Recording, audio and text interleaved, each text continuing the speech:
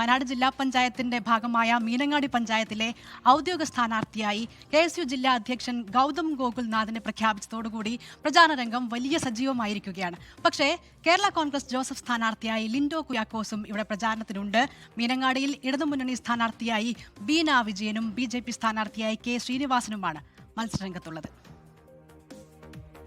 Kerala Congress Joseph വിഭാഗത്തിന് അവകാശപ്പെട്ട മീനങ്ങാടി ഡിവിഷനിൽ ഏകപക്ഷീയമായി സ്ഥാനാർത്ഥിയെ പ്രഖ്യാപിച്ചുവെന്നാരോപിച്ചായിരുന്നു ജോസഫ് വിഭാഗം സ്ഥാനാർത്ഥിയെ നിർത്തിയത്. ലിൻഡോ കുര്യാക്കോസ് ആണ് സ്ഥാനാർത്ഥി.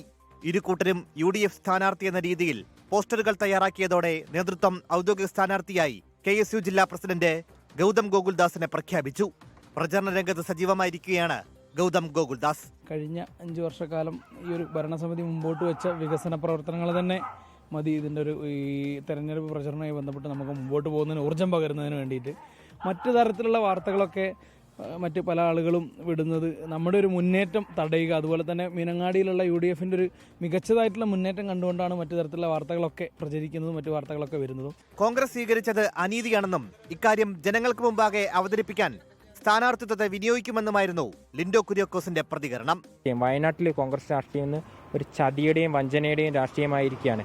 രാഹുൽ ഗാന്ധിയും പ്രിയങ്ക ഗാന്ധിയും പോലുള്ള പ്രതിദാനം ചെയ്യുന്ന മണ്ഡലം കോൺഗ്രസ് രാഷ്ട്രീയം അധപതനത്തിലേക്ക് നീങ്ങുകയാണ്. അതിനെതിരെ സൗമ്യമായിരുന്നു ഞാൻ മാറി നിന്നാൽ ഇതിവിടെ ചർച്ച ചെയ്യപ്പെടില്ല. അപ്പോൾ ഈ അവഗണന ഒരു ഘടകകക്ഷിക്ക് മാത്രമല്ല പാർട്ടിക്ക് അകത്തുണ്ടായ പലർക്കുണ്ടായ ഒരു അവഗണന ചർച്ച ചെയ്യപ്പെടണമെങ്കിൽ ഞാൻ എൻ്റെ നിലപാടുകൾ വ്യക്തമാക്കേണ്ട ഒരു സാഹചര്യമുണ്ട്. അതുകൊണ്ട് എൻ്റെ ഒരു നിലപാടുകളുടെ ഭാഗമായിട്ട് കൂടിയാണ് സ്ഥാനാർത്ഥിത്വം. മീനങ്ങാടി പഞ്ചായത്ത് പ്രസിഡന്റ്, മുൻ ജില്ലാ പഞ്ചായത്ത് അംഗം, ബ്ലോക്ക് പഞ്ചായത്ത് അംഗം എന്നീ നിലകളിൽ പ്രവർത്തിച്ച CPIM ജില്ലാ കമ്മിറ്റി അംഗം കൂടിയായ ബീന വിജയനാണ് ഇവിടെ LDF സ്ഥാനാർത്ഥി. യുവമോർച്ച മണ്ഡലം vice president K Srinivasan BJP സ്ഥാനാർത്ഥിയാണ്. 24 വയനാട്. ലോകത്തെവിടെയായാലും ഏത് സമയത്തും 24 വാർത്തകളും ഓഗ്മെന്റഡ് റിയാലിറ്റി പാക്കേജുകളും എക്സ്പ്ലെയിനറുകളും വിശദമായി കാണാൻ ഞങ്ങളുടെ YouTube ചാനൽ നിങ്ങൾക്ക് സബ്സ്ക്രൈബ് ചെയ്യാം.